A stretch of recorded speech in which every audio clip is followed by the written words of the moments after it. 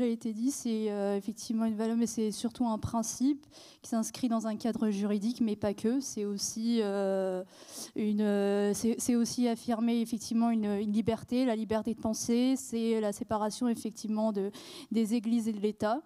Et puis c'est surtout une forme d'émancipation active, la laïcité, qui s'inscrit dans le cadre d'un esprit critique et lucide sur la société, et aussi un esprit rationaliste.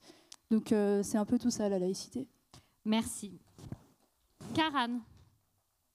Beaucoup de choses ont été dites, donc moi je vais, pour aller dans le sens de tout ça, rappeler effectivement, si c'est un principe, c'est que ça n'est pas une valeur comme une autre, c'est un élément fondamental de l'esprit républicain. La laïcité est également fille de l'universalisme et par conséquent aussi de la philosophie des Lumières. Donc voilà, c'est un grand attachement, et en tant qu'enseignant, c'est quelque chose d'absolument essentiel pour pouvoir continuer à considérer ma classe comme un ensemble, voilà, par rapport aux enjeux actuels. Isabelle. Oui, alors je vais essayer d'apporter ma touche personnelle, et c'est difficile après ces expressions, surtout de la part de la jeune génération dont vous êtes les représentants ici même. Alors je dirais pour ma part que la laïcité est tour à tour principe et valeur. C'est-à-dire que chaque fois qu'elle est un combat, et c'est ce dont nous allons reparler ce soir, eh bien, elle doit apparaître, se manifester en tant que telle, comme une valeur. Parce que les valeurs, qu'est-ce que sont les valeurs en général ? C'est ce par quoi, ou au nom de quoi, nous nous mobilisons en tant que citoyens. C'est ce qui nous fait agir. Donc, elle est une valeur, mais elle n'est pas qu'une valeur, parce que déjà dans ma tête résonne, vous savez, il y a une critique qui existe en ce moment qui consiste à soutenir qu'il y aurait une conception dite axiologique de la laïcité qui mettrait donc de côté la laïcité en tant que principe juridico-politique. Donc, quand il s'agit de la défendre ou de la promouvoir, il s'agit d'une valeur, et quand il s'agit de la transmettre, de la faire connaître, de l'évoquer, à ce moment-là, on l'aborde comme un principe juridico-politique. Donc il y a les deux faces. Alors, on l'aura compris, ici, tout autour de cette table, on a des militants pour la laïcité. Et si je dis pour, c'est parce qu'effectivement, cette question de la laïcité, notamment ces dernières années, elle fait l'objet de nombreux débats. Certains estiment que c'est un principe d'émancipation, et d'autres que c'est un instrument de restriction, notamment pour la liberté religieuse, entre autres. Alors, tout d'abord, Karen, j'ai envie de vous demander, qu'est-ce que la laïcité protège avant tout ? Alors en fait, pour répondre à ce qu'elle protège, réellement quelque chose de fondamental. C'est-à-dire, on parlait d'universalisme tout à l'heure, il y a des attaques, et c'est pas pour rien que les forces identitaires anti-universalistes œuvrent pour la détruire. On a l'impression que les attentats ont généré de la peur et qu'il y a beaucoup de lâcheté, c'est vrai. Malheureusement, il y a beaucoup de lâcheté par rapport à cette violence. On voit d'ailleurs, Mario Stasi a rappelé son attachement au documentaire d'Isabelle Coutenceau sur justement le Richard Malka. On voit à quel point ça peut être annulé finalement dans des endroits comme à Saint-Ouen. Il y a une vraie difficulté en fait à faire passer des choses qui devraient au contraire nous réunir, être ce socle commun, ce ciment en fait entre les citoyens. Et je pense que lorsqu'on imagine uniquement une réaction de peur et de lâcheté, il manque toute une dimension, c'est qu'il y a également un travail conceptuel qui a été fait pour saper les fondements universalistes et qui fait que cette laïcité ne devient plus comprise par les jeunes. Ça excède donc largement la lâcheté, même si elle est dedans. Si elle est plus comprise, est-ce que c'est peut-être aussi parce qu'elle est mal expliquée ou plus expliquée comme il faut ? Alors parce qu'elle est expliquée de façon déformée. C'est-à-dire que, pour vous raconter une petite anecdote, je me permets de faire un petit détour. Effectivement, au moment, 15 jours après l'assassinat de Samuel Paty, les vacances avaient passé. Je suis entre deux lycées et j'apprends que dans un autre lycée, 2 élèves ont refusé de marquer la minute de silence de Samuel Paty. automatiquement, je change mon projet de cours. De toute façon, je pensais leur en toucher un mot, même s'ils avaient déjà eu la matinée avec mes collègues. Et j'ai décidé de leur projeter en fait le documentaire, un extrait du documentaire de Monsieur Lecomte, justement sur le moment où Cabu dessinait « Dur d'être aimé par des cons ». Ce qui est très intéressant, c'est que j'avais préparer peu à peu en fait les élèves de façon à ce qu'ils ne puissent pas dire que des choses leur étaient imposées. Je leur ai expliqué d'abord le dessin, la caricature, ils comprennent qu'effectivement il n'y a rien de raciste parce que si on pense que le dessin était raciste, ça signifierait qu'on imagine que tous les musulmans sont cons, ce qui serait directement raciste. Et finalement, il y avait bien cette petite affiche qui débordait sur le turban et qui disait, voilà, débordé par les islamistes. Donc on a bien en fait ici un point de vue qui était clair pour les élèves. Ils étaient d'accord pour le voir, ils le voient, il n'y a aucun problème. Et au moment où je projette la vision de Cabu, j'ai 2 élèves qui se lèvent en pleurant et qui sortent en fait de la classe. J'interromps le film, elles ne veulent pas parler, elles prennent le temps de reprendre leurs esprits. Ce qui va être intéressant, c'est ce qui s'est passé avec le reste de la classe, en fait. Parce que 2 autres filles sont sorties en même temps, en pleurant. Après, j'ai pu parler avec les filles. Elle m'a expliqué qu'elles n'avaient rien vu de raciste, elles n'avaient rien vu de choquant, mais qu'en voyant simplement Cabu, elles avaient vu en fait le shaitan et qu'elles perdaient des points de paradis. Le plus intéressant n'est pas la réaction de ces filles qui devaient être sous influence effectivement intégriste. C'est le reste de la classe. J'ai demandé à la classe, avez-vous vu quelque chose de choquant dans les propos ? Et d'un seul coup, mes élèves me disaient, on ne peut pas dire si c'est choquant, puisque nous ne sommes pas musulmans. Donc en fait, les 4 filles musulmanes étaient sorties.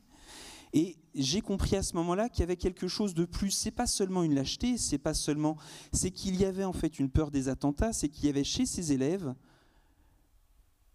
un empêchement de réfléchir puisqu'ils n'étaient pas concernés. Il y a donc tout un système idéologique qui met dans la tête des jeunes qu'au lieu de se servir des lumières de la raison pour juger par eux-mêmes si quelque chose est raciste ou pas, ils n'étaient plus capables de le dire. Bon, je leur ai dit, mais dans ce cas-là, si vous voyez un élève qui est de couleur, par exemple, dans la cour et qui se fait insulter, vous n'êtes pas capable de savoir si c'est raciste. Et ils ont compris, en fait, le problème de leur réaction. Mais donc, il n'y avait pas seulement une peur d'aborder ces thèmes-là, c'est qu'il y avait un interdit de réfléchir. Et l'interdit de réfléchir sur ces sujets-là... peut-être de blesser des camarades de classe aussi ?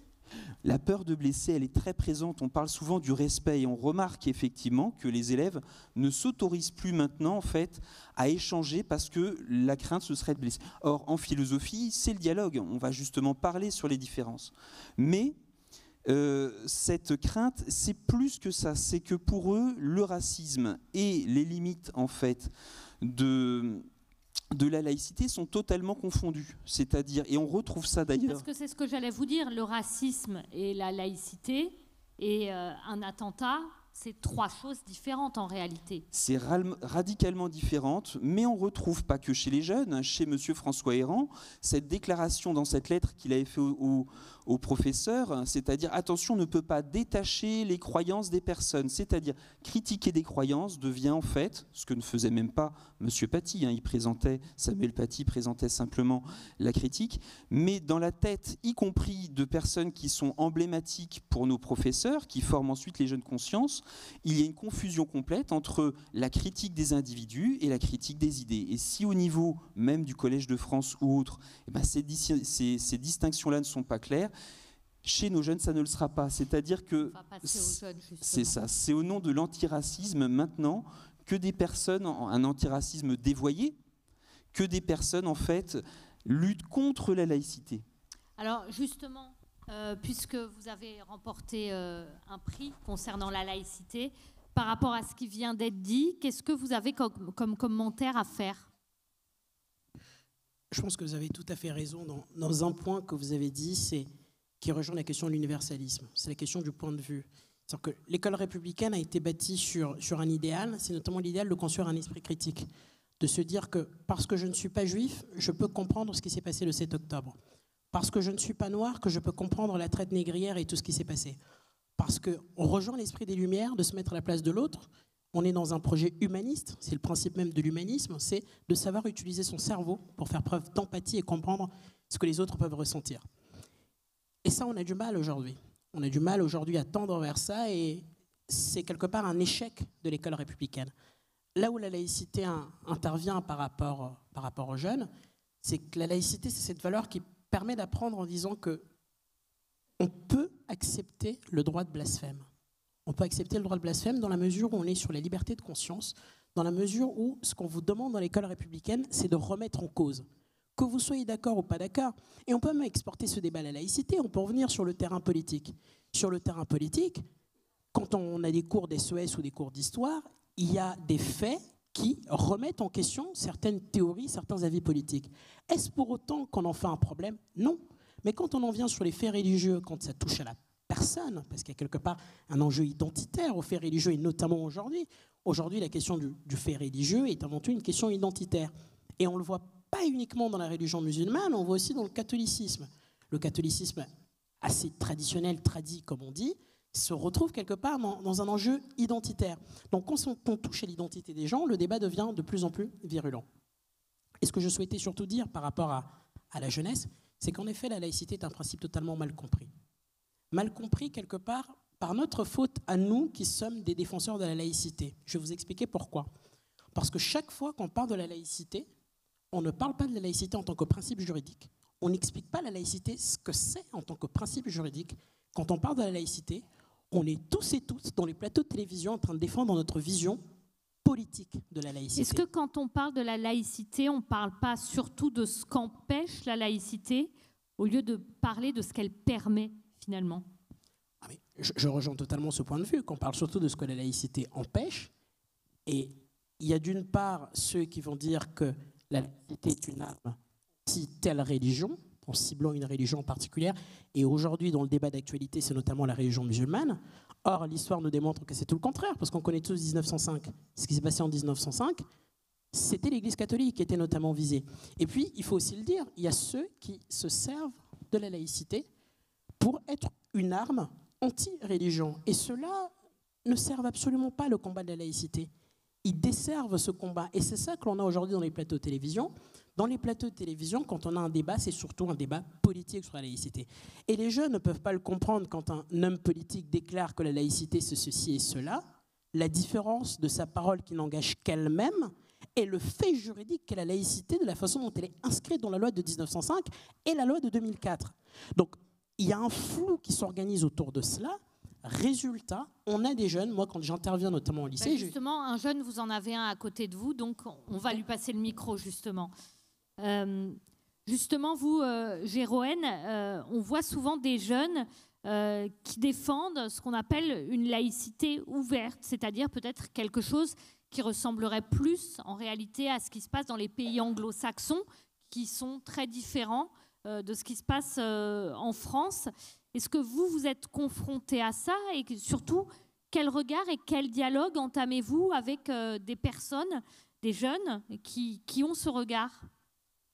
En fait, majoritairement, ce qui se passe, c'est que la laïcité, elle n'est pas du tout comprise par les jeunes. C'est-à-dire qu'aujourd'hui, quand vous parlez de laïcité, les gens se braquent. C'est puissance fois 1000 par rapport à ce que représente l'immigration dans la tête des gens.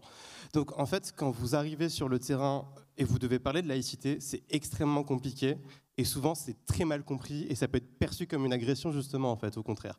Donc, qu'est-ce qu'il faudrait faire pour vous aider?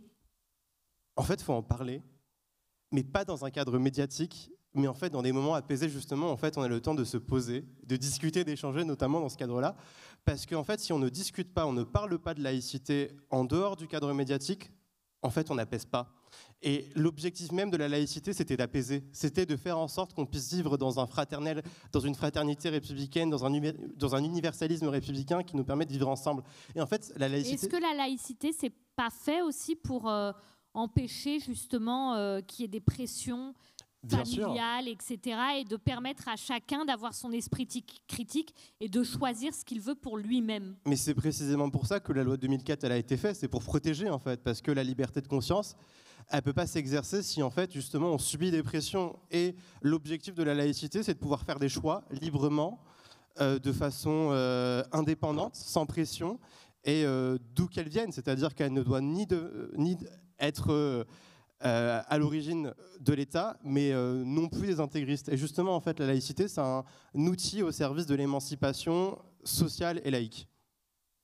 Et vous, Lydia, Lydia, vous avez quelque chose peut-être à dire par rapport à ça, par rapport notamment à ce qui se passe dans les facs et dans l'enseignement supérieur concernant les débats sur la laïcité. Moi, je suis un peu plus âgée que vous. À mon époque, c'est l'époque de plein de gens dans la salle qui ont des cheveux blancs comme moi. La question de savoir nos origines ou notre religion, en fait, n'était pas un sujet. C'est devenu aujourd'hui un sujet, notamment par rapport aux faits religieux qui touchent à la laïcité. Quelle tension ça crée ? Alors, à la fac, il n'y a pas vraiment de, en tout cas moi, dans le cadre de mon cursus scolaire, de débat autour de la laïcité. Dans mon cursus, j'ai fait une licence de philosophie, donc j'ai une licence de philosophie. Pour le moment, c'est un sujet qui a été peu évoqué. Il y a un de mes anciens professeurs de philosophie, Pierre-Henri Tavoyot, qui propose un DU en Sorbonne, à Paris 4, et lui, j'ai eu des échos qu'il y a même des professeurs, par exemple, qui refusent de lui serrer la main. Donc en fait, c'est plus que générationnel. Le problème est plus que générationnel. Il y a également des professeurs qui sont tout à fait hostiles à la laïcité, des académiciens, et qui d'une certaine manière, font prospérer ce climat tendu autour d'un sujet incompris. Quand vous dites il y en a qui sont hostiles à la laïcité, ça se manifeste comment ? Ça se manifeste surtout sur des réseaux sociaux, sur des groupes WhatsApp. Moi, j'ai fait le choix de quitter tous les groupes WhatsApp parce que, en réalité, ce sont des débats qu'on lance autour de sujets. Il y a eu le 7 octobre, évidemment, et qui, en fait, sont des débats contre-productifs.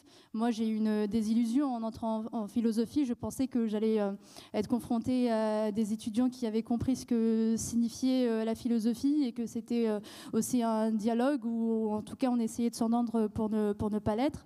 Et puis finalement, je me suis rendu compte que c'était des étudiants militants très dogmatiques qui parlaient d'un sujet qu'ils ne connaissaient pas, mais ils avaient des présupposés en fait sur le sujet qu'ils pensaient connaître, ce qui entraînait à chaque fois des climats tendus qui débouchaient souvent sur des insultes ou des exclusions de groupe. Lydia, toute une précision, 2 minutes. La LICRA considère évidemment la laïcité comme un rempart contre les discriminations, mais est-ce que parfois, dans le discours public, ce qui est dit sur la laïcité renforce les discriminations ? Ce qui est dit sur la laïcité renforce les discriminations. Parfois, il y a des gens qui utilisent la laïcité pour s'en prendre à telle ou telle autre communauté. Par exemple, en ce moment, les musulmans, et on l'entend beaucoup, ce discours-là, et c'est ce qui est avancé comme étant la laïcité.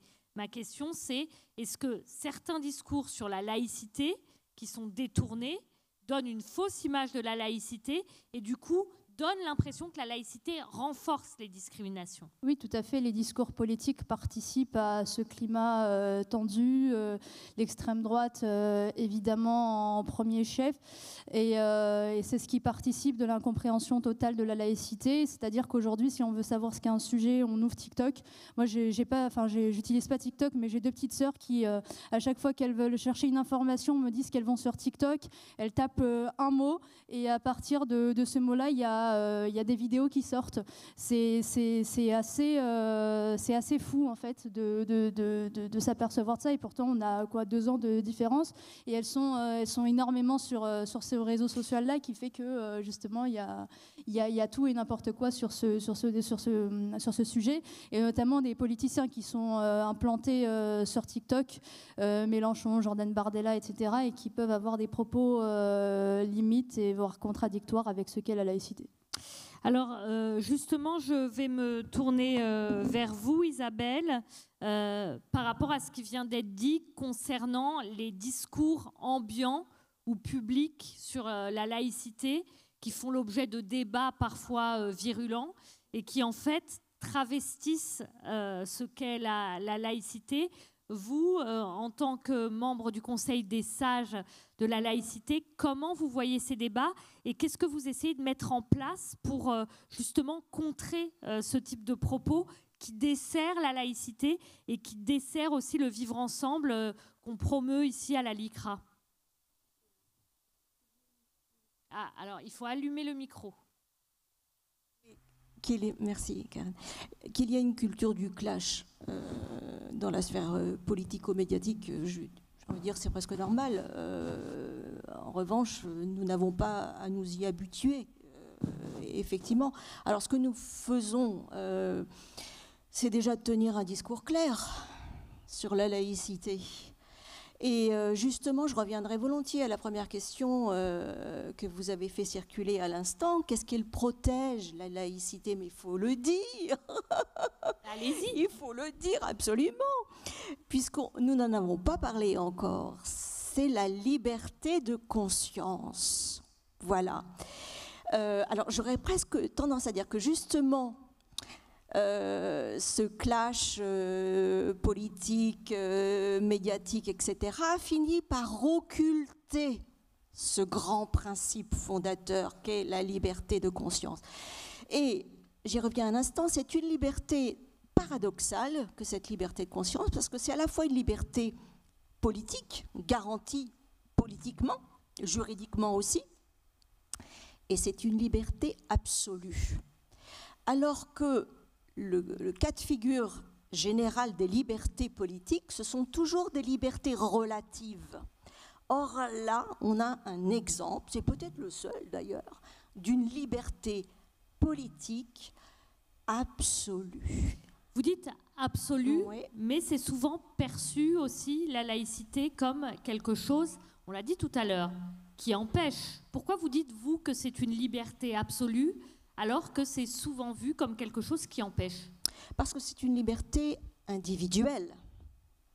Vous voyez? Donc, et notre modèle politique, qu'on appelle le républicanisme, ne reconnaît pas des communautés. Vous voyez, l'unité de base, c'est le citoyen. Et le citoyen, il doit être idéalement libre et éclairé.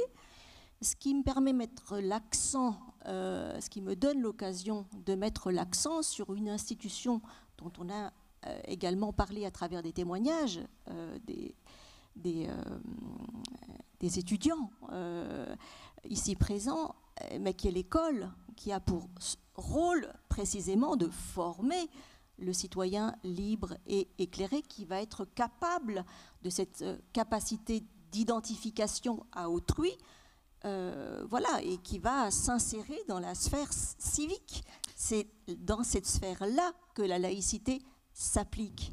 Et au-delà de cette sphère civique, il y a ce principe de liberté de conscience qui est, encore une fois, un principe absolu et qu'il ne faut surtout pas confondre avec la liberté de religion, qui est l'interprétation la plus courante et qui peut être celle des élèves, justement, que nous avons dans les classes à différents titres. Je vais passer la parole à Karen.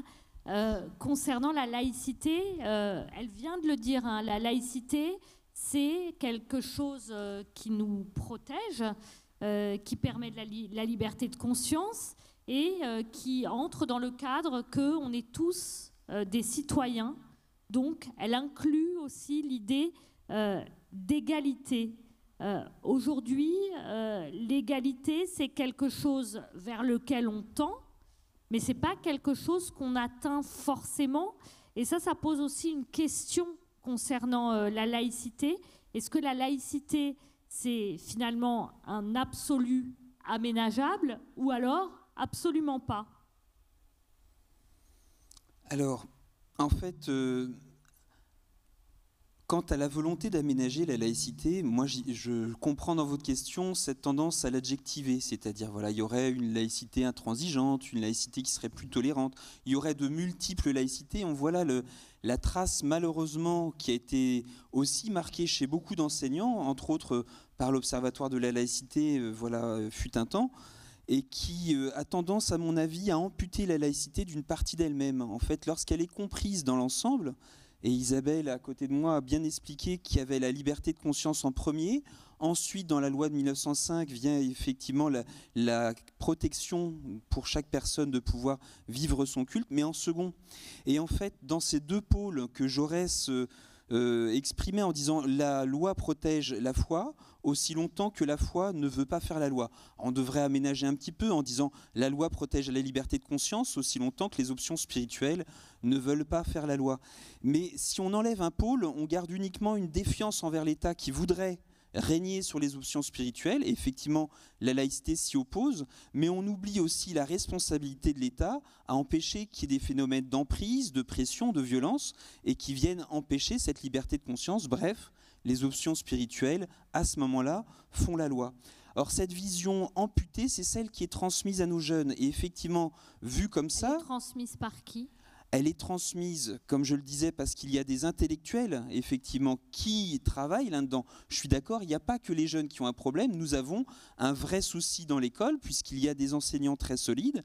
Il y a des enseignants qui forment, à mon sens, contre la laïcité, pour quelques-uns aussi, voilà. Et malheureusement, dans le parcours d'un élève, s'ils ont d'un côté une explication de la complexité de la laïcité, et à côté de ça, j'ai eu un collègue, charmant ceci dit, mais qui faisait un travail qui me hérisse un tout petit peu, qui me disait je fais le MC en commençant en demandant à mes élèves si la loi de 2004 n'est pas islamophobe. Au bout d'un quart d'heure, ils étaient tous d'accord pour dire qu'elle l'était, puisque la vraie laïcité, elle est tolérante, elle est consensuelle, puisque là on nous met un interdit, automatiquement les élèves avaient compris que soit la laïcité aurait été, je mets des guillemets bien sûr, aurait été intolérante, soit finalement que c'est une fausse laïcité. Alors qu'en fait, quand on prend le temps d'expliquer aux jeunes effectivement tout ce à quoi elle protège, quand ils voient dans l'histoire les massacres qui ont été commis, ce qui se passe dans d'autres pays qui étaient montrés comme des exemples de multiculturalisme, comme la Birmanie par exemple, et que ça bascule parce qu'on perd, vous parliez de l'égalité, on perd cette façon de voir tous les élèves par exemple, ou tous les citoyens à égalité, on les voit par rapport à des blocs communautaires, ça commence très gentiment par une pseudo-tolérance, c'est-à-dire un refus effectivement de parler de ce qui peut choquer quand il y a de l'intégrisme, mais au final, quand l'intégrisme vient, ça s'enflamme. Donc en fait, il faut toujours voir ce qui prépare un terrain, et une fois que le terrain est préparé, morcelé par une forme de communautarisme, c'est déjà trop tard. Donc il faut un travail aussi sur les fondements intellectuels et ce qui est véhiculé en fait dans ces conceptions erronées. Jérôme, par rapport à ce qui vient d'être dit concernant... les déformations parfois, et ce qu'a dit aussi Lydia, les déformations qui interviennent dans l'esprit concernant la laïcité. Vous, votre organisation, elle travaille sur la citoyenneté, la culture, l'environnement et la solidarité. Et vous avez été créé au lycée Jacques Brel de la Courneuve, puisque la laïcité, c'est aussi votre sujet. Qu'est-ce qui a poussé des élèves du lycée Jacques Brel de la Courneuve à vouloir entreprendre, créer cette association? Est-ce que c'est parce qu'ils ont justement été confrontés à des problèmes? Alors, pour expliquer notre création, moi j'ai créé l'association Néoléa à la Courneuve en 2021 pour une raison assez simple, c'est qu'en fait on s'est rendu compte très rapidement que dans les lycées, dans les villes de banlieue plus globalement, à la fin du lycée, en fait, il n'y a plus du tout d'espace de sociabilisation de la jeunesse, et qu'en fait, quand on devient étudiant ou jeune travailleur, en fait, on va sur Paris, on étudie ou on travaille, et on rentre en banlieue, en l'occurrence la Courneuve, pour dormir. Et donc, en fait, on devient un peu des villes dortoirs. Et c'est dommage, parce qu'en fait, si on ne se rencontre pas, on n'échange pas, on ne dialogue pas, on ne peut pas faire société. Et donc, partant de ce constat-là, on a créé Néoléa pour déjà devenir un alumni, entre guillemets, de notre lycée, mais aussi pour rassembler, pour échanger. Et en fait, il nous fallait très rapidement des thèmes fondateurs. Les valeurs de la République, c'est pas mal, je trouve. Donc, mais pour les incarner, en fait, il fallait une histoire. Donc, en fait, il fallait très rapidement choisir un récit. Et le récit qu'on avait choisi à l'époque, c'est celui, et qu'on continue de porter, c'est la résistance. Pourquoi la résistance? Parce que c'est assez simple. C'est des jeunes, des moins jeunes, qui sont battus pour des valeurs, pour la liberté, qui sont battus contre l'occupant nazi. Et c'était fort parce que la Courneuve, c'est une ville cosmopolite avec beaucoup d'origines diverses et variées. Et donc, en fait, quand il faut recréer du lien entre les jeunes, il faut parler de choses qui rassemblent. Et la laïcité, la laïcité, ça rassemble aussi, évidemment. Mais pour arriver à la laïcité, en fait, on ne peut pas le prendre comme un va-tout, un objet solitaire dans son coin, en fait. La laïcité, c'est une valeur primordiale de la République. mais en fait, elle est aussi primordiale que la solidarité, que les principes de l'écologie via la charte de l'environnement. Elle est aussi primordiale que le fait qu'on soit une et indivisible. En fait, il faut le prendre dans un ensemble. Et pourquoi ça a marché? C'est parce qu'on a abordé la laïcité pas seulement sous un prisme de la laïcité pure et dure, ok, c'est important, il faut en parler, mais en fait, il faut aussi aborder les autres questions à côté, parce que si c'est un objet politique ou juridique mort qui date de 1905 et qu'on n'aborde pas, qu'on ne fait pas vivre, eh ben, ça ne marche pas. Comment vous la faites vivre? On la fait vivre simplement parce qu'en fait, on en parle, on échange dessus, on fait des simulations parlementaires, notamment avec la FFCE, où on reproduit les séances du 9 décembre 1905. Et là, ça parle, parce qu'en fait, on comprend les problématiques d'aujourd'hui avec les clés de compréhension du passé, parce qu'en fait c'est assez drôle, mais les questions qu'on se pose aujourd'hui, c'est les questions qu'on se posait il y a 20 ans, en 2004, c'est les questions qu'on se posait aussi en 1905, et donc en fait c'est un bis repetita, donc ok, pas avec les mêmes religions, mais c'est les mêmes sujets, c'est les mêmes problématiques, donc en fait certaines fois il faut aussi voir vers le passé pour mieux construire l'avenir. Parce que c'est vrai, on l'oublie souvent, hein, mais la laïcité, au départ, ça s'est construit en réaction aussi à l'Église catholique, qui avait un poids très important en France, Isabelle. Bien sûr, à commencer par l'école, hein, parce que le projet d'une école laïque, c'est une école qui échappait aux congrégations religieuses. Donc l'émancipation, la formation de la liberté de conscience, les germes sont là. C'est déjà permettre grâce, alors à quoi? C'est pas une baguette magique, hein. Les premières expressions de ce que c'est qu'une école laïque, on peut par exemple relire les textes de Jean Massé qui a fondé la Ligue de l'enseignement. Alors c'est très ancien, hein, c'est 1866. Et il dit, mais l'école laïque, c'est enseigner les sciences. Vous voyez, c'est pas faire du catéchisme laïque, c'est pas faire du prêcher-prêcha, c'est vraiment enseigner ce qui va forger la raison, c'est-à-dire la capacité de réflexion par soi-même, la capacité de jugement. Donc ce sont déjà les compétences du futur citoyen, si vous voulez, mais fondées, encore une fois, sur des savoirs, sur des connaissances. Donc le projet de l'école laïque, qui s'est affirmé à travers la transmission des savoirs, et ça suffisait comme proposition pour écarter les congrégations religieuses.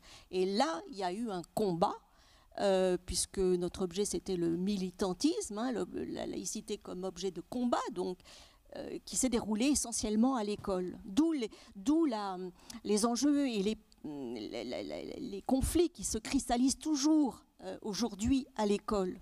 Il y a une raison pour ça. Karan, la laïcité, elle a évolué notamment avec la loi de 2004. Cette loi, elle a fait évoluer la laïcité, mais finalement, est-ce qu'elle a servi la laïcité ou est-ce qu'elle a aussi contribué parfois à crisper des cas qui auraient pu se traiter au cas par cas?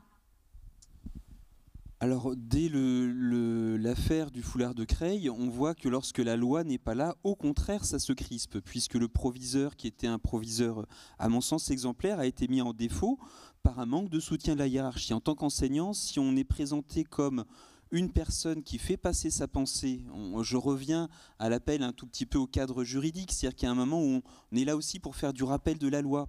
Par contre, il faut le rappeler et l'expliquer avec conviction. Et effectivement, plus les choses sont posées clairement, moins il y a de soucis. Je reprends plus c'est carré, par plus rapport on a par exemple, en tant que professeur, plus on a de points d'appui carrés, cadrés, plus c'est facile. Oui, forcément, on focalise sur les quelques réactions en fait au rappel de la loi. Mais par exemple, tout récemment, il y a eu non pas une nouveauté, parce que les personnes ont fait croire, en fait, on a lu, un tout petit peu que d'un seul coup était rajouté à la loi de 2004 le cas des abayas. Alors, en fait, il n'y avait rien de nouveau, mais c'était très bien de réexpliquer le cadre de 2004 qui, effectivement, n'impliquait pas forcément des signes qui soient validés comme étant obligatoires par les institutions religieuses, mais il suffisait de les voir pour comprendre un message ou une appartenance religieuse. Depuis cette loi-là, j'allais dans un deuxième lycée, et dans ce deuxième lycée, il m'arrivait très régulièrement de demander à des jeunes filles, puisque c'est plutôt de ce côté-là, même si la laïcité s'applique aux excès de toutes les religions, mais dans ce cadre-là, on était effectivement avec des voiles. Et en fait, j'étais obligé de demander de les enlever. Du moment où il y a eu le rappel sur l'abaya, même les voiles ont disparu. Donc finalement, on donne l'impression que ce cadre et cette loi est conflictuel, mais c'est peut-être pas un hasard. Il y a peut-être une volonté de faire le sensationnel d'un côté, une volonté de faire mousser ça aussi de l'autre pour générer de l'attention, parce qu'il y a des personnes aussi qui arment idéologiquement les jeunes personnes qui essaient de s'opposer à la loi de 2004. Je pense que sans elles, on aurait eu quelque chose de bien plus préoccupant que ce qui est le cas maintenant. Concernant justement ce qui vient d'être expliqué par rapport à la nécessité de cadres précis pour encadrer la laïcité, notamment à l'école. Après, on élargira le sujet parce qu'on a beaucoup parlé des établissements scolaires.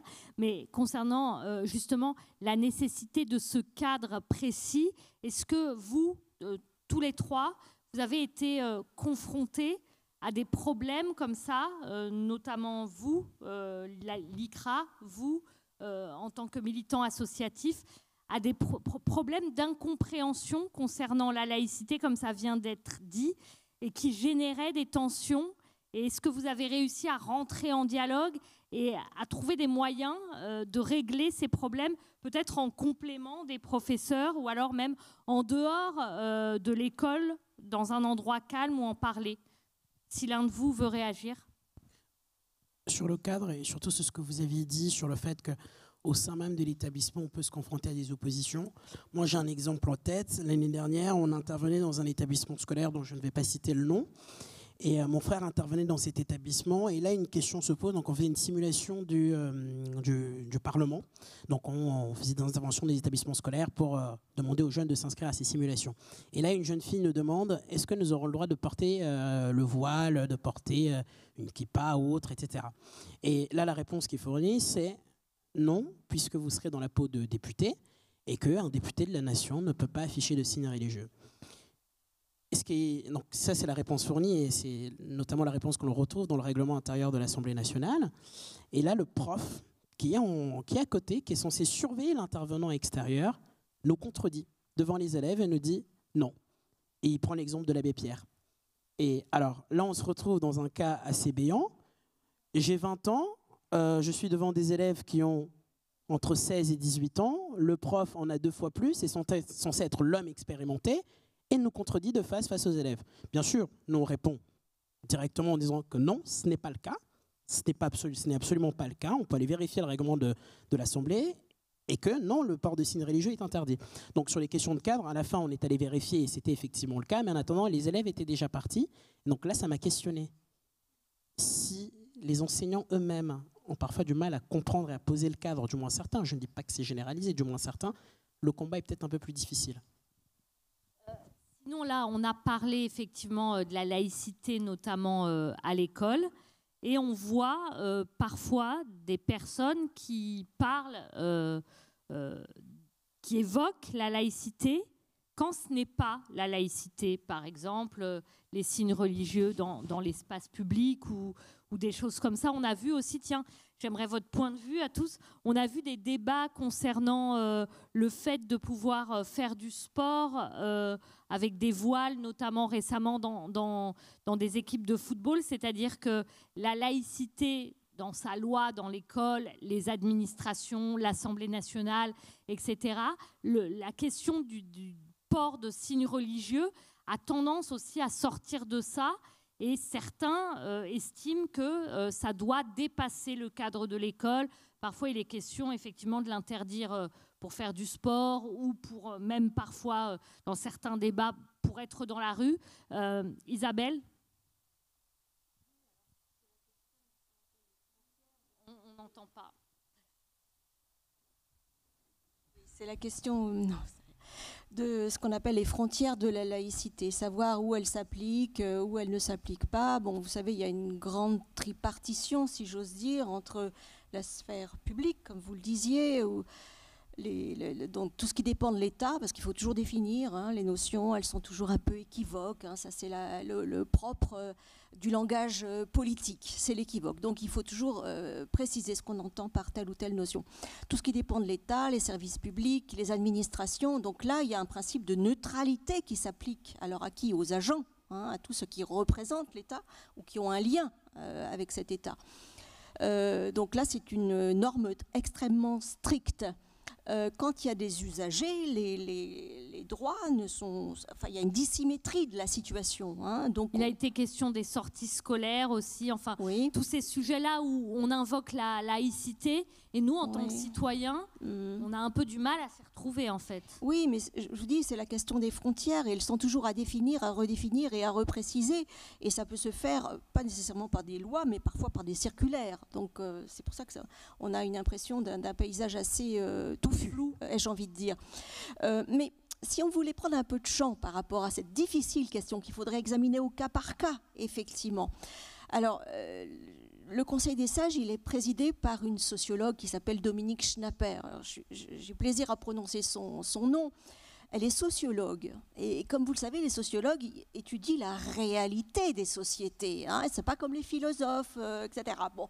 Mais Dominique Schnapper, c'est une sociologue un peu à part dans sa corporation parce qu'elle étudie des idéaux politiques ou des normes politiques. Elle est plus du côté de ce qui doit être que ce qui est, mais elle l'étudie néanmoins avec les méthodes d'une sociologue. Alors ça donne elle étudie avec les méthodes de ce qui est, ce qui devrait être ou ce qui doit être. Exactement. Et en la lisant, j'ai appris donc, sous sa plume, qu'il y a plusieurs types de sociétés sur la planète et que nous sommes dans le cas d'une société qu'elle appelle une société civique. C'est-à-dire que le lien social, c'est la citoyenneté.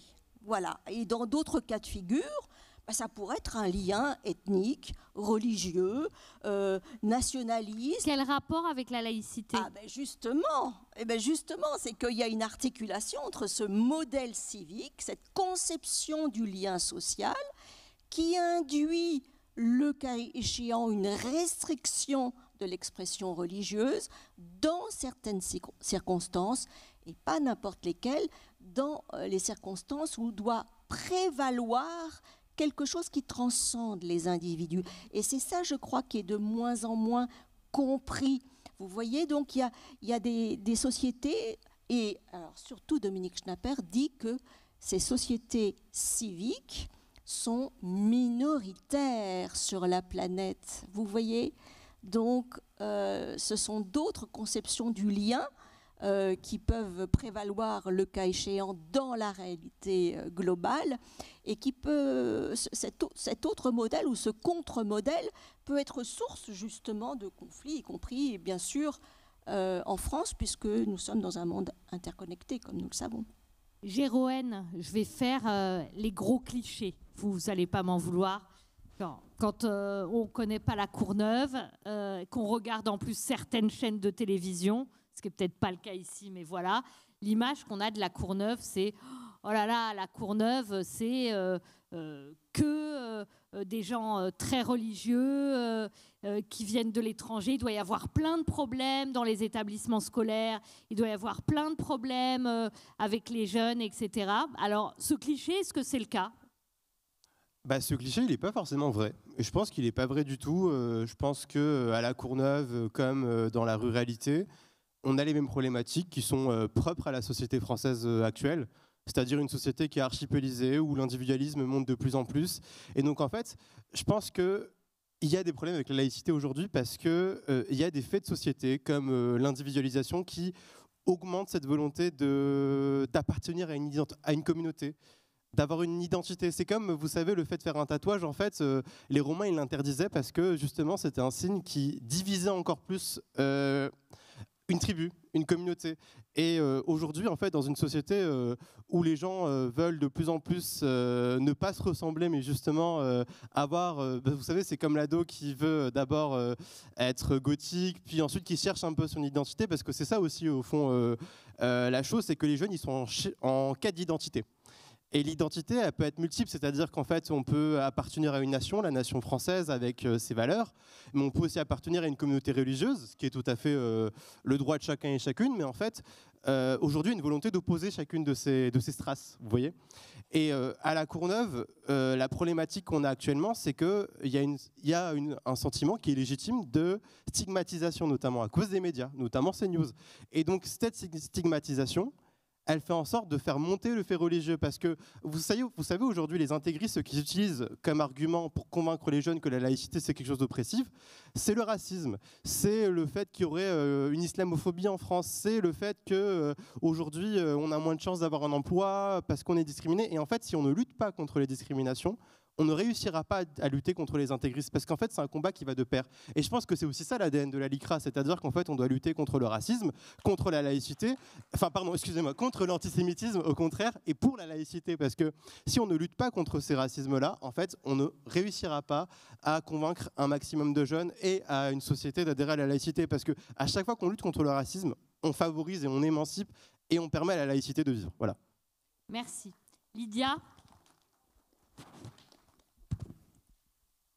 Une réaction par rapport à ce qu'il vient de dire, vous en tant que militante de la LICRA, et puis aussi par rapport à ce que vous avez vu depuis le 7 octobre, ça s'inscrit aussi peut-être dans ce type de réflexion?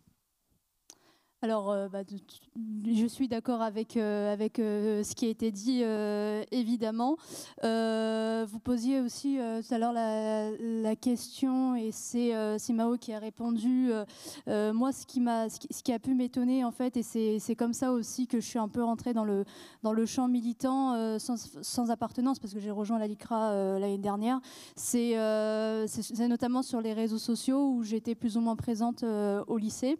Et j'ai posté une caricature de Charlie Hebdo innocemment, parce que chez moi on lit beaucoup Charlie Hebdo, et donc c'était une caricature qui mettait peu Erdogan en valeur, disons, mais c'était en fait, ça s'inscrivait dans un champ actuel, et évidemment un dessin est toujours à remettre dans son contexte, et donc j'ai publié ça innocemment sur Instagram, et j'ai des filles qui ont réagi à ma story Instagram. Et en fait, c'était des filles qui, depuis un certain temps, s'étaient mises les unes avec les autres. Enfin, c'était la communauté musulmane, en fait, qui se formait dans la classe. Et c'est à partir de ce moment-là que j'ai commencé à comprendre qu'il y avait peut-être quelque chose qui clochait. Et mon envie, moi aussi, d'appartenir à des gens qui pensaient qu'il y avait un problème, et qui voulaient se battre les uns avec les autres pour lutter contre ces dérives-là. C'était initié en moi, et puis je me suis aussi demandé si je fais aussi partie d'une communauté d'une certaine manière. Donc parfois je me pose la question justement de est-ce que je ne suis pas communautariste moi aussi à ma manière. Justement, Karan, c'est parce que c'est très intéressant cet aspect-là, effectivement, qui a la citoyenneté, qu'on est tous citoyens, et qu'en même temps qu'on est citoyen, on a plein d'identités en nous qui se croisent. Et ça, parfois, aussi peut-être quand on est jeune, c'est difficile à appréhender, à comprendre. Et l'intérêt de la laïcité, c'est justement de ne pas avoir une part des identités qui devient identitaire et qui écrase toutes les autres. Le propre de la laïcité, c'est aussi de pouvoir laisser, dans l'école par exemple de République, mais ailleurs aussi, dans toute la société française, la possibilité d'une personne à se déterminer par elle-même, ou la liberté de culte. D'où l'importance, et je reviens sur ce qui a été dit aussi en fait tout à l'heure, je suis convaincu également que la lutte antiraciste est maintenant complètement un enjeu chevillé en fait avec l'enjeu de la laïcité. On a besoin d'un antiracisme qui soit universaliste, qui ne juge les personnes qu'en fonction de leurs choix propres, qui considère toujours la possibilité d'émancipation des personnes et qui ne fait aucune réduction, qu'elle soit culturelle, biologique, et encore, et pas plus finalement à des races pseudo-sociales dans lesquelles on assigne les individus. Il y a un besoin impératif d'un antiracisme qui soit universaliste. Parfois, pour les individus, effectivement, vous pouvez applaudir, hein. Parfois, comme l'expliquait Jéroen, pour un individu qui est stigmatisé, c'est un peu aussi peut-être la République qui ne tient pas sa promesse et qui crispe. Comment on fait par rapport à ça? Parce que c'est une réalité aussi, malheureusement. Alors la République a des lois qui sont justes, elle doit donner les moyens aussi de leur application pour ne pas laisser effectivement des discriminations se faire. Il y a donc un travail à faire, bien entendu, du côté de l'État, mais il y a aussi un problème parfois à charger en fait l'État des travers de la société, puisque la question qui est vers une société laïque, si effectivement les valeurs et les principes républicains sont impeccables, eh bien de la même façon que nos principes condamnent le sexisme, il y a du sexisme, nos principes condamnent le racisme, il y a du racisme, il y a un travail à faire du côté de l'État, mais il y a aussi un gros travail à faire dans la société. Or, des idéologies qui se limitent à charger tous les mots dans l'État en se disant s'il y a du racisme dans la société, c'est que l'État est raciste, il appartient au grand système, voilà, des dominants, etc., etc. Au final, on ne donne pas aussi l'outil pour travailler sur l'un des nœuds du problème, pas le seul, mais ce qui se passe dans la société. D'où d'ailleurs, et c'est pas un hasard, le fait d'être totalement aveugle quand on parle de laïcité, aussi au phénomène d'emprise dans la société, de ne pas limiter la laïcité uniquement à une protection de l'État. J'aimerais vous faire réagir parce qu'elle a parlé de protection contre l'État. De TikTok. Vous êtes enseignant en philosophie. Comment vous voyez justement ce phénomène des réseaux sociaux où on s'adresse aussi très souvent aux individualités des gens, où il y a des discours parfois très bien, mais aussi des discours très clivants. Et puis vous, en tant que professeur de philosophie, justement, peut-être dans la complexité des identités de chacun, quelque chose qui échappe là-dedans, parce que les réseaux sociaux, c'est aussi quelque chose qui amène un déficit de concentration, et le fait de rester 2-3 minutes sur quelque chose et de zapper, c'est peut-être aussi parfois ça qui diminue le fait de sortir de son individualité. Alors les réseaux sociaux ont un objectif, c'est effectivement faire de l'argent. Ils vont prendre tout ce qui est clivant pour pouvoir déconstruire ce qui plaît beaucoup aux jeunes. Vous voyez, vous, chez vos élèves, vous avez des cas, vous n'allez pas nous donner de nom, mais 1 ou 2 exemples Alors, des exemples, je pourrais en prendre, mais le chemin serait peut-être un petit peu plus long. Mais oui, on voit en tout cas chez les... Je vais venir à l'exemple juste après. Dans les réseaux sociaux, peut-être, la marque du soft power américain, cette vision amputée de laïcité en fait partie. On a maintenant TikTok. On sait que TikTok est loin d'être neutre face à une puissance qui est antidémocratique. Après avoir vu dans un premier temps un soft power, je dirais démocrate, mais qui n'est pas encore, mais qui ne comprend pas les bases républicaines auxquelles on est attaché en France, maintenant on va avoir une influence chez les jeunes anti-démocrate. On va aller dans une couche encore inférieure. Donc je pense qu'on va avoir des difficultés face à ça. Et effectivement, cette culture du clash, de l'information rapide, etc., se retrouve, puisque... je vais vous donner un exemple. Je pense qu'il a un lien, effectivement. J'ai eu tout récemment, quand j'ai rappelé le terrible anniversaire du 7 octobre, une élève qui est venue me voir après en me disant « Monsieur Maire, j'aime bien vos cours, mais là, j'ai eu envie de pleurer. » Alors, je m'attendais à ce qu'elle dise « J'ai eu envie de pleurer par rapport au rappel du 7 octobre. » Et non. Elle me dit « J'ai eu envie de pleurer parce que vous n'avez pas utilisé le mot de génocide pour le peuple palestinien et parce que vous avez reparlé, en fait, parce que vous avez parlé du 7 octobre alors qu'il y avait beaucoup plus de morts de l'autre côté. » Ce phénomène des réseaux, en fait, a tendance à simplifier l'analyse des situations dans lesquelles une approche purement militante empêche nos jeunes de réfléchir réellement par eux-mêmes à une situation, mais doivent automatiquement prendre une posture clivée. Ces postures, elles sont préparées par des idéologies dont on pourra peut-être parler, qui sont des idéologies avec une certaine forme de décolonialisme, de visée intersectionnelle qui n'est effectivement pas la conjonction ou des luttes et qui posent des vrais soucis, mais qui se répandent dans les esprits. Alors, je vais donner à chacun le mot de la fin. Isabelle, d'abord, à vous. Alors, voilà, faut le mot de la fin. Parce qu'après, on va prendre 2-3 questions dans le public. Eh bien, j'aimerais évoquer une dimension qui n'a pas été encore abordée. Alors, soit vous rapprochez le micro, soit vous le rallumez, je ne sais pas. Il est allumé, donc je vais le rapprocher. Tout à l'heure, l'évolution des croyances religieuses a très bien été décrite, c'est-à-dire qu'elles sont devenues identitaires. Et on a aussi parlé de la lutte contre les discriminations, qu'il faut peut-être distinguer de la sensibilité, je dirais même de l'hypersensibilité aux discriminations qui caractérisent les individus, et y compris les individus éduqués. Ça, c'est vraiment très, très important de le savoir. Mais peut-être que plus il y a clivage, plus ça déclenche. Absolument, ce sont des cercles, ces phénomènes. Mais j'aimerais rajouter une notion à ce tableau, autrement dit, de l'individualisme contemporain, qui est la donne générale que nous avons évoquée. C'est qu'aujourd'hui, les identités, elles pouvaient se définir classiquement par l'appartenance politique, l'appartenance religieuse, etc. Et aujourd'hui, moi, ce qui me frappe, vous me direz si je me trompe, c'est que ce qui fait l'identité des individus, dont on a parlé, donc, c'est l'intime. Et donc, c'est une dimension affective qui devient prédominante. Et je trouve que ça éclaire beaucoup, y compris les conflits relatifs au principe de laïcité. Parce que l'intime, c'est du sacré aujourd'hui.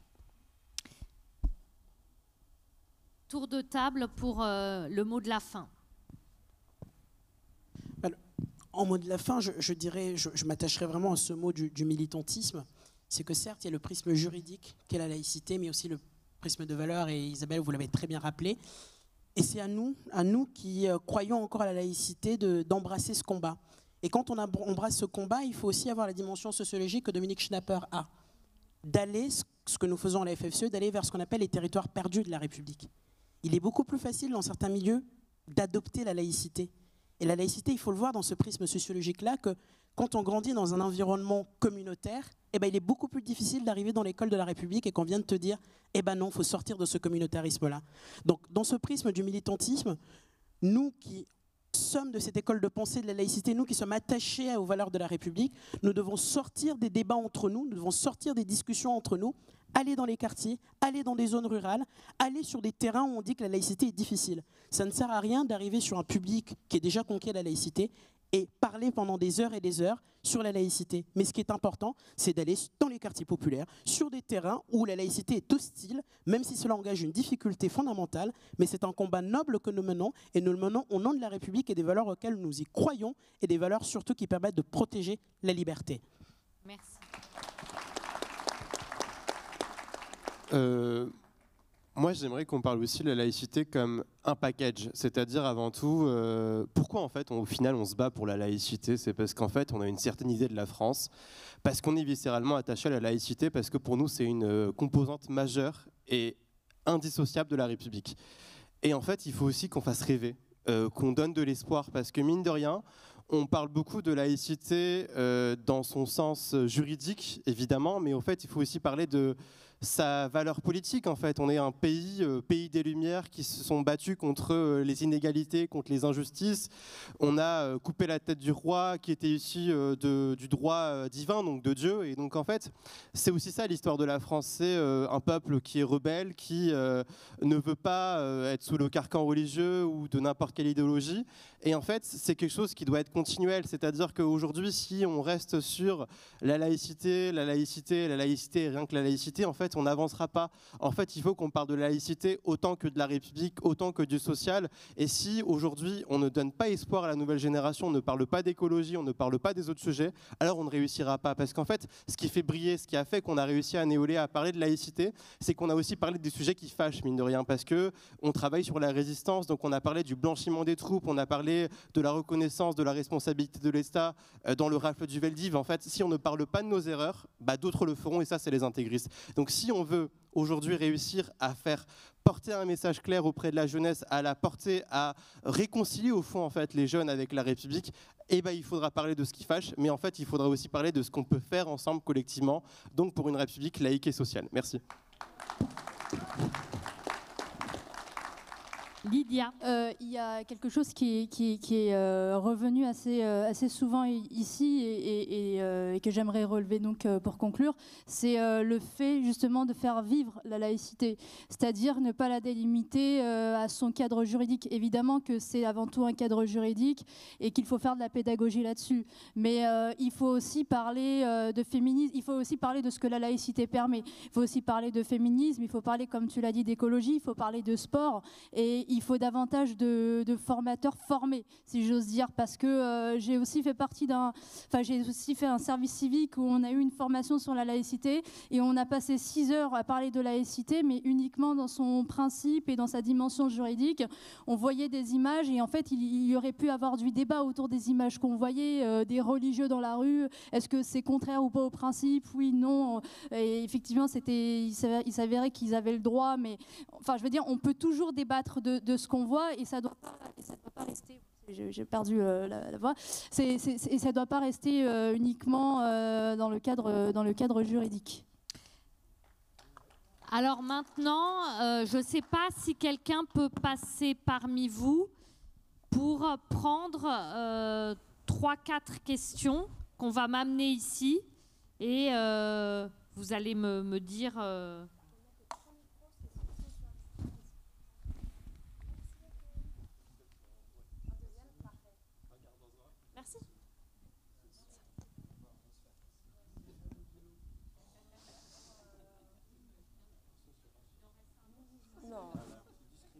Non.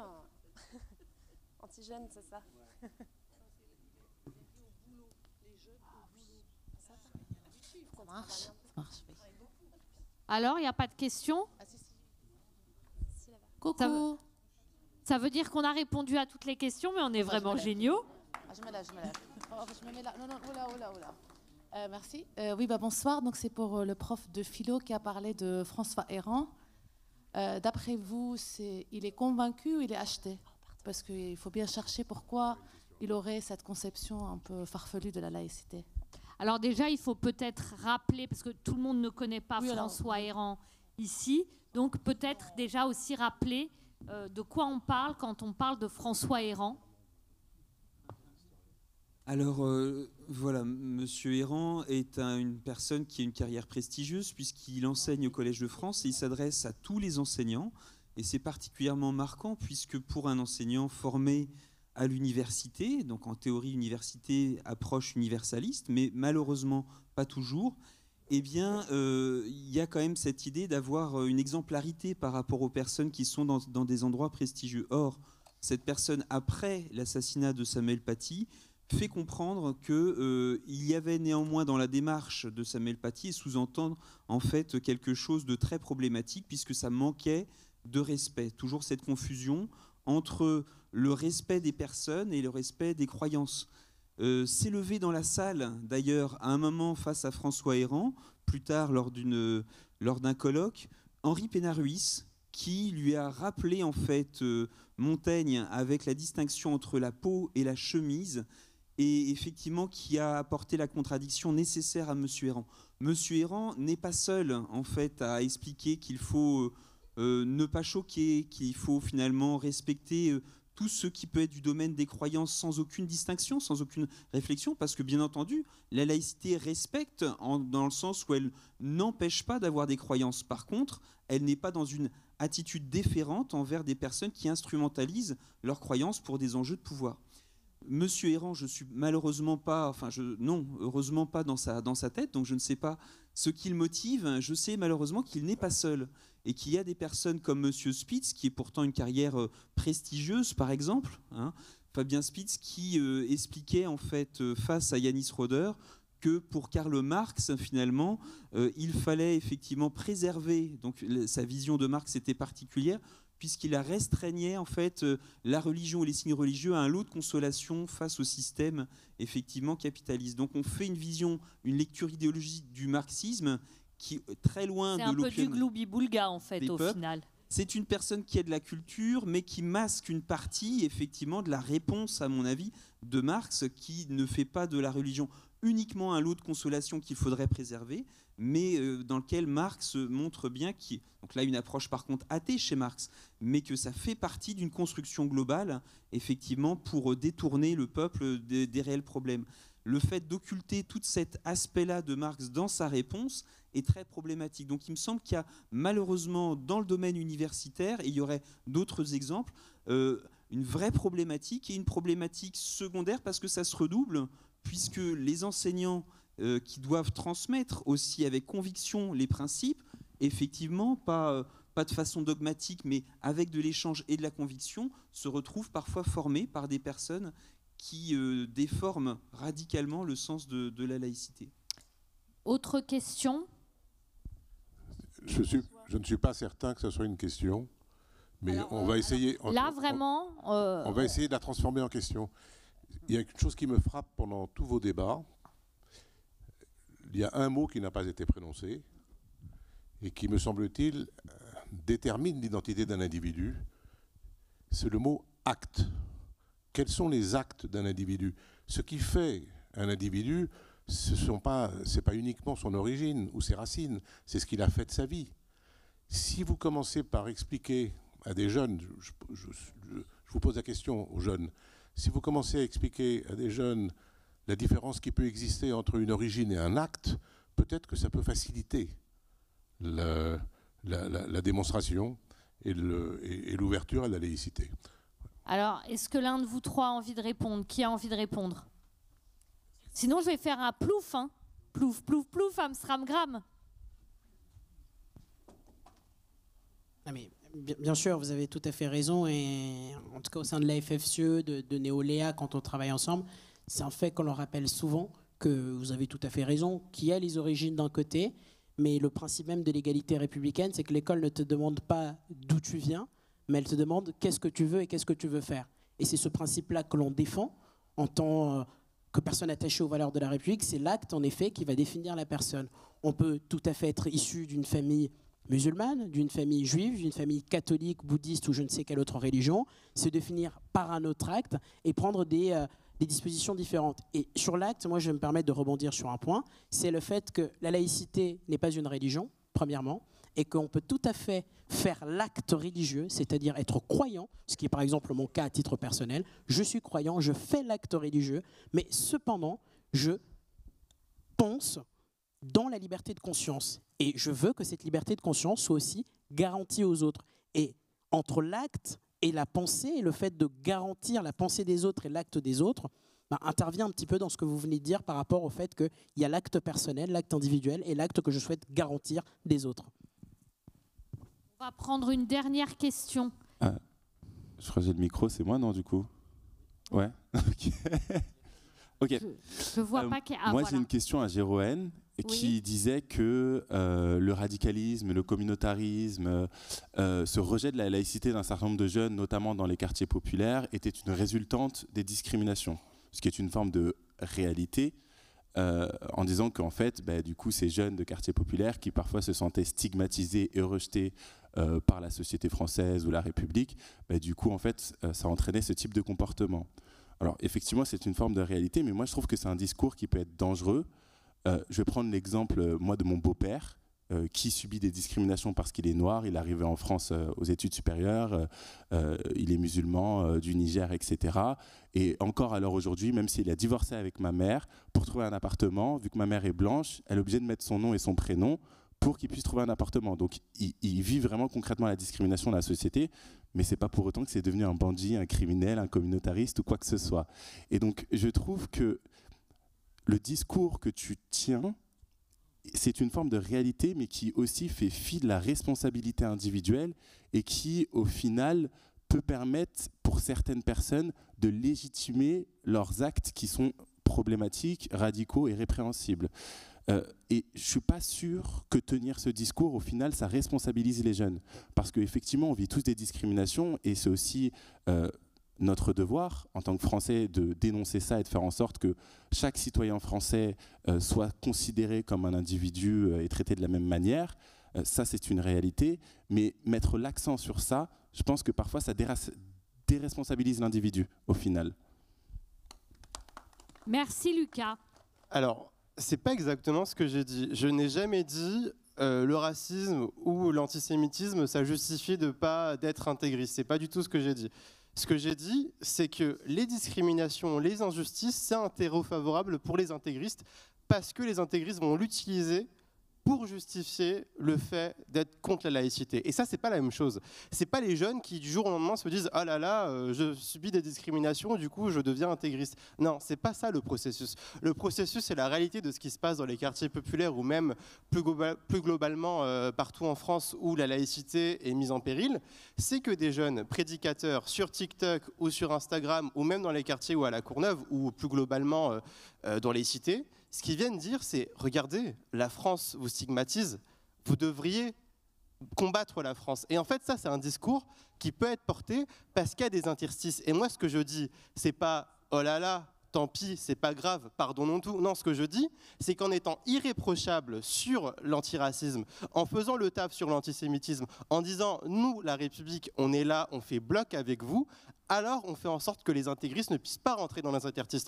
Parce que l'objectif, c'est pas de justifier qui fait quoi. Non, l'objectif, c'est de lutter contre l'intégrisme avant tout. Donc en fait, on peut se poser la question de la responsabilité, elle vient de qui? Moi, c'est pas la question que je me pose. Moi, la question que je me pose, elle est assez simple. C'est quelle est la meilleure façon de lutter? Et pour moi, la meilleure façon de lutter, c'est de montrer que l'État est aux côtés de chacun et chacune des citoyennes et citoyens pour dire non aux intégristes, mais aussi pour dire non aux racistes. Tout simplement parce qu'en fait, le jour où la République, elle est aujourd'hui, enfin, elle essaye de l'être. Et aujourd'hui, je pense qu'on sous-estime aussi ça, parce que mine de rien, quand vous voyez le nombre de gens qui se sentent méprisés, qui se sentent stigmatisés, ça veut dire qu'il y a quelque part un échec collectif, parce qu'en fait, on ne peut pas simplement se dire « Oh là là, c'est de leur responsabilité que de sortir, de réfléchir et d'être un militant laïque ». Non, non, en fait, c'est notre responsabilité collective de faire aussi en sorte que, mine de rien, on fasse bloc. Et en fait, si chacun et chacune d'entre nous, en fait, on pense à l'échelle individuelle, ça ne marchera pas. Et c'est pour ça que nous,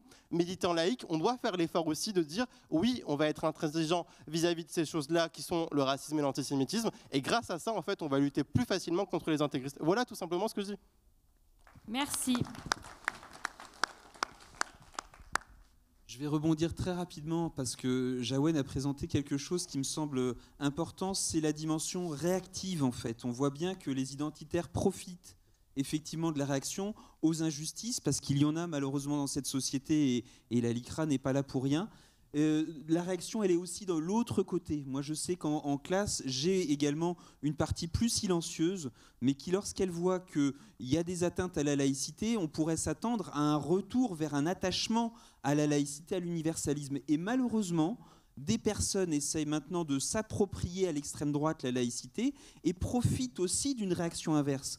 Et donc, finalement, ce piège réactif par les identitaires, que parfois on appelle aussi tenaille identitaire, est à prendre en compte. Il va falloir rester ferme à ne pas réagir d'un côté ni de l'autre. Et je pense que ce qui a été bien montré d'un côté existe malheureusement de l'autre aussi. Merci à tous d'être venus. On est vendredi soir et il est 22h22. Donc, je vais vous lâcher, vous pourrez vaquer ou aller dormir, etc. En tout cas, on vous remercie tous d'être venus et on espère qu'on vous a éclairé. Merci beaucoup.